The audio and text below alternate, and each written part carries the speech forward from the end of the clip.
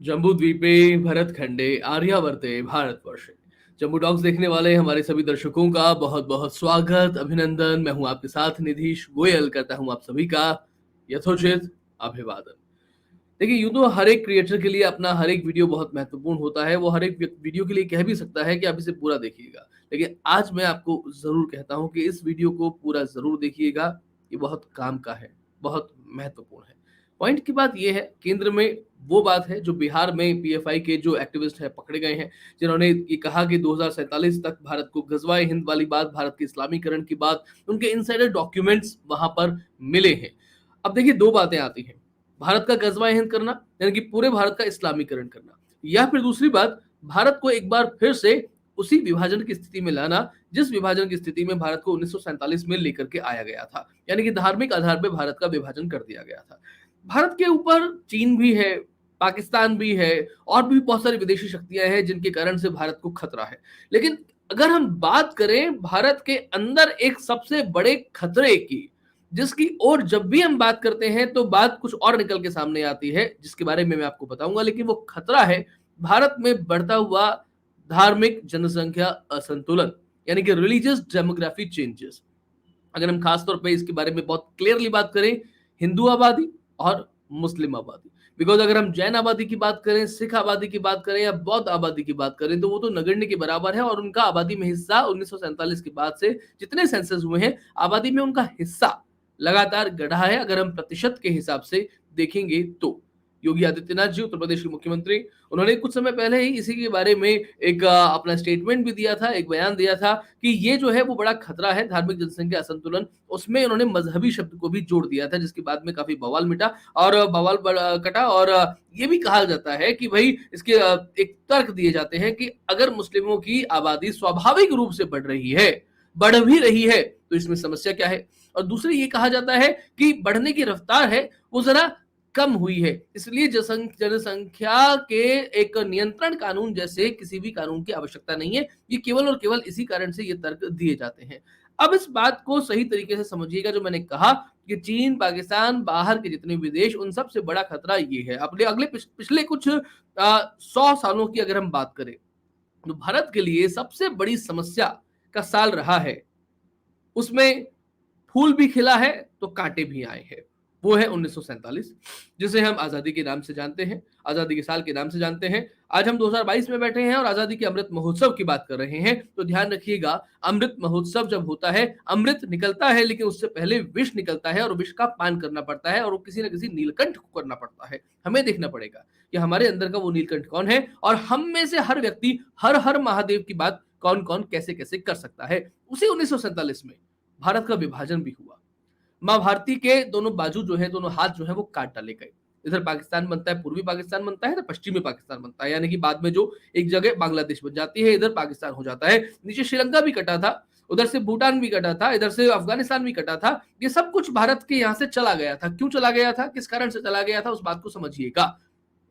उत्तर प्रदेश के मुसलमानों के द्वारा यह आंदोलन चलाया गया था, और उस आंदोलन के चलाने में मूल कारण था कि मुसलमान जो हैं वो भारत में जो हिंदू हैं उनके साथ में नहीं रह सकते, इसलिए उन्हें एक नया इस्लामिक स्टेट जो है वो दे दिया जाए, नया देश दे दिया जाए, और इसी आधार पर भारत का विभाजन हुआ। लेकिन जो आधार था वही आधार जो है वो खंडित किया गया, और आबादी की अदला बदली उस तरीके से नहीं हुई। अब आबादी की अदला बदली नहीं हुई, कोई किसी से जबरदस्ती कह भी नहीं सकता कि आपको जाना है या नहीं जाना है। लेकिन इसमें दो कारण हो जाते हैं। अगर मैं हिंदू हूं और मैं कहूं कि मुझसे किसी ने नहीं पूछा, किसी राजनीतिक दल ने, कि आपको जाना है या नहीं जाना है, तो मैं क्यों जाऊं। और अगर मैं मुसलमान हूं तो मैं भी ये बात मैं भी कह सकता हूं। लेकिन सरकार जब आपके ऊपर आरक्षण थोप देती है, कुछ बात कर देती है, अगर आप जनरल वर्ग के हैं और आपको मालूम है कि आपके पड़ोसी में जो रहता है, जो एससी या एसटी का है, और उसके मार्क्स जो है, उसके प्रतिशत है, उसका घर भी सब बढ़िया तरीके से संपूर्ण है, वो किसी आईएएस अधिकारी का बेटा है और उसके यहाँ कोई समस्या नहीं है, लेकिन वो अपना आरक्षण नहीं छोड़ रहे हैं किसी भी तरीके से, बार बार वो आरक्षण का लाभ ले रहे हैं। घर में कोई समस्या नहीं है, उनके घर पे आप खाना खाने जाते हैं, वो आपके घर पे खाना खाने आते हैं, पैर भी धुलाने वाली कोई बात नहीं होती है, लेकिन वो आरक्षण का लाभ नहीं छोड़ रहे हैं। यानी कि सरकार ने जो कहा, आपके लिए दो ही रास्ते बनते हैं, या तो आप खून खच्चर करिए, मारकाट करिए, विद्रोह करिए, और दूसरा आप उनकी बात को मान जाइए। तो यहां पर जो हुआ योजना के अनुसार हुआ, इसलिए यह कहना कि भारत के मुसलमान पाकिस्तान में नहीं गए, उनका मत था, उनका मन था, ऐसा कहने की जगह हमें यह कहना चाहिए कि उन्हें योजना के अनुसार वहां पर नहीं भेजा गया, क्योंकि जितना भारत बचा था उस भारत का भी इस्लामीकरण करना, उस भारत का भी गजवाए हिंद करना, ये योजना 1947 से शुरू हो गई थी। यानी कि 1947 से 2047 100 वर्षों में जो भारत बचा है, जिसमें पाकिस्तान बांग्लादेश शामिल नहीं है, उस पूरे भारत को भी किस तरीके से गजवाए हिंद कर दिया जाए, उस पूरे भारत का भी कैसे कैसे करके इस्लामीकरण कर दिया जाए। अगर आप सेंसस के हिसाब से देखें तो 1947 के बाद से जितने भी सेंसस हुए हैं उसमें मुस्लिम जनसंख्या में जो मुस्लिम जनसंख्या जो है उसका भारत की आबादी में हिस्सा लगातार बढ़ा है। जनसंख्या तो बढ़ती ही है, लेकिन आबादी में हिस्सा बढ़ना ये अलग बात होती है। 1947 की बात करें तो उस समय मुस्लिम आबादी 3.5 करोड़ थी, और जो हिंदू आबादी है, जिसमें हिंदू, जैन, सिख और बौद्ध आते हैं, वो आबादी का हिस्सा 36.5 करोड़ था। यानी कि इस जो इंडियन रिलीजियंस जिसे कहते हैं, उनकी आबादी के मुस्लिम आबादी केवल और केवल 10% थी, 10% से भी कम थी। लेकिन उसके बाद से लगातार आप देखें आंकड़ा किस तरीके से बढ़ा है, रफ्तार कैसे बढ़ी है। 1981 से 1991 की बात करें तो यहां पर पहली बार मुस्लिम आबादी के बढ़ने की दर 50% से अधिक पाई गई, और उसके बाद से लगातार 3 दशकों में 0.8% से अधिक दर से ये बढ़े हैं। दोनों में तरीका समझिएगा कि कैसे कैसे ये चीजें लगातार आगे बढ़ रही हैं। और 1981 से 1991 यही वो समय था जब घुसपैठ बहुत तरीके से बढ़ा है, लगातार आगे बढ़ा है। अब इस बात को देखिए किसी की स्वाभाविक तौर पे आबादी बढ़ती है, किसी के 2 बच्चे होते हैं, 4 बच्चे होते हैं, 6 बच्चे होते हैं। हो सकता है इससे आपके अड़ोसी पड़ोसी को फर्क नहीं पड़ता हो, क्योंकि आपके बढ़ रहे हैं, या आपकी पर्टिकुलर आबादी है और इससे आपको फर्क नहीं पड़ रहा, क्योंकि वो आपको आपके साथ में खून खच्चर नहीं हो रहा, आपके साथ में मारकाट नहीं हो रही। एक बात। दूसरी बात यह होती है कि अगर आपके साथ में घुसपैठ होती है आपके अड़ोस पड़ोस में, तो वो घुसपैठ कहां होती है? वो घुसपैठ होती है सरहदी जिलों में। वहां से घुसपैठ हुई तो भी शायद आपको कोई फर्क नहीं पड़ा, लेकिन आपको अंदर से तोड़ा तब जाता है, मरोड़ा तब जाता है जब धर्मांतरण किया जाता है। तो केवल स्वाभाविक आबादी वजह नहीं है इस आबादी को बढ़ने की, उसके साथ साथ घुसपैठ और आपको अंदर से तोड़ करके धर्मांतरण करना, जिसके विपक्ष में घर वापसी जैसा अभियान चलाया गया, जो पर्टिकुलरली कामयाब नहीं हुआ। इस बात को हमें समझना चाहिए। आगे की मैं दूसरी अगर ईसाइयों की बात करूं थोड़ी सी, तो अरुणाचल प्रदेश एक नया ईसाई बहुल राज्य बनने वाला है। इसमें एक बड़ा एक इंटरेस्टिंग फैक्ट आप समझिए कि 2001 के सेंसस के हिसाब से अरुणाचल प्रदेश में ईसाई जनसंख्या जो है वो 19% थी, और 2011 में ये बढ़कर के 30% हो गई।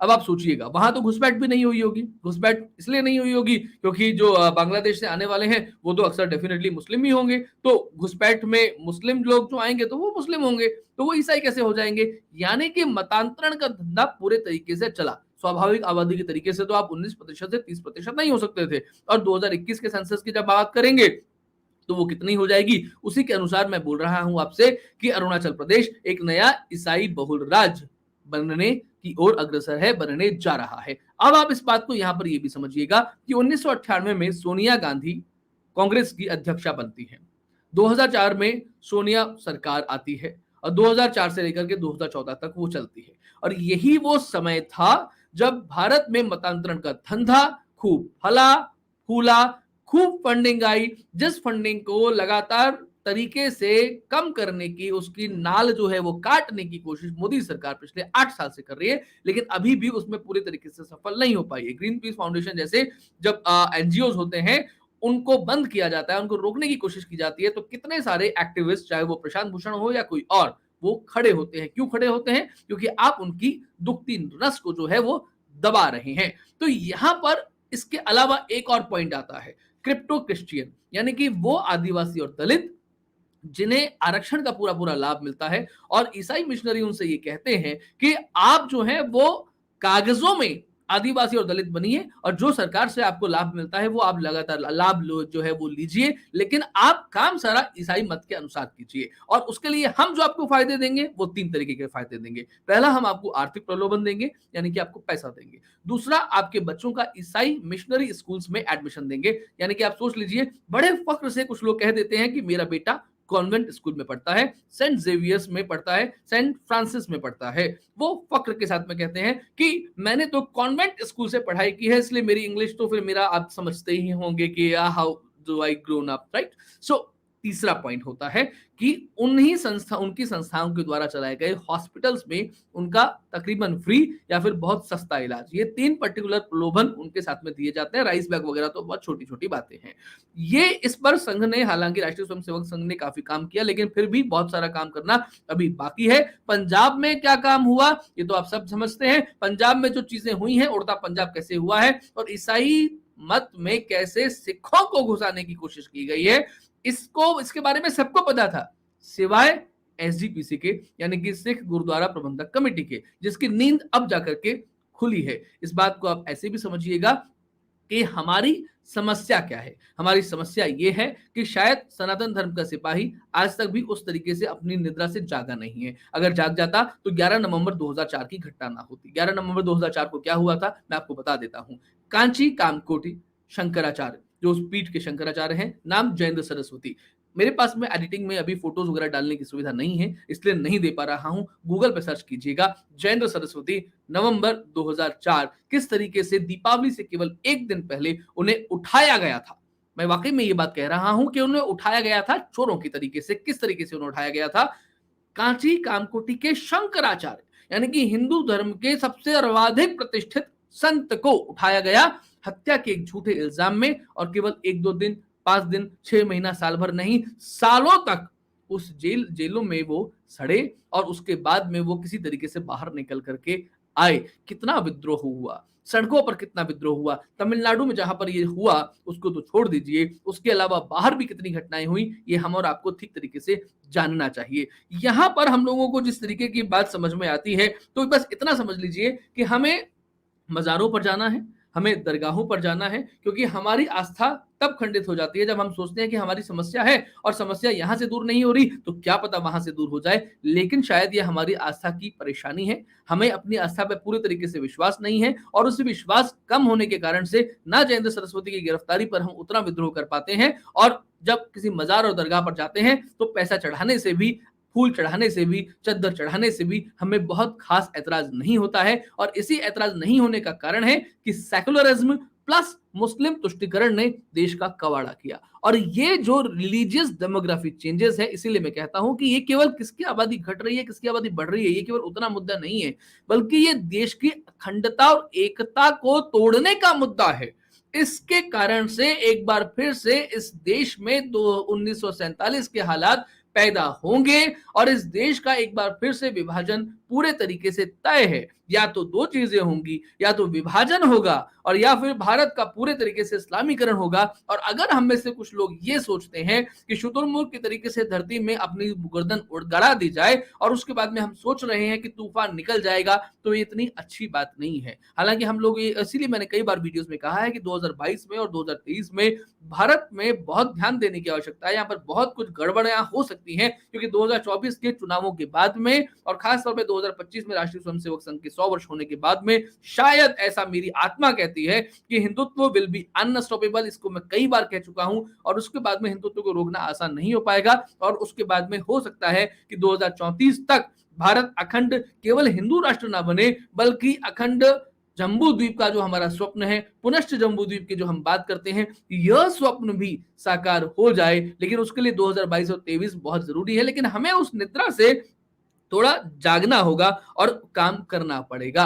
अन्यथा ये लोग जिस रफ्तार से बढ़ रहे हैं, और हम शायद उनको उस तरीके से एक्शन का रिएक्शन हम हर बार करते हैं, किसी ने कुछ कहा तो हम कुछ करेंगे, किसी ने लखनऊ के लुलु मॉल में नमाज पढ़ी तो हम वहां पर हनुमान चालीसा पढ़ेंगे, लेकिन पर्टिकुलरली हम एक्शन कब करेंगे, प्रश्न ये है। और इस प्रश्न का उत्तर हमें अपने आप को खुद देना होगा। आज के कार्यक्रम में इतना ही। आपको हमारा कार्यक्रम कैसा लगा उसको अपनी टिप्पणियों के माध्यम से जरूर बताइएगा। चैनल को सब्सक्राइब जरूर करें, वीडियो को लाइक करें, शेयर करें, और आपको लगता है राष्ट्र धर्म के लिए हम कुछ अच्छा काम कर रहे हैं तो हमारा सहयोग करें। आर्थिक सहयोग पत्रम पुष्पम के माध्यम से, धर्मांश के माध्यम से करके हमें सशक्त बनाएं। आज के कार्यक्रम में इतना ही। जय हिंद, जय भारत, वंदे मातरम।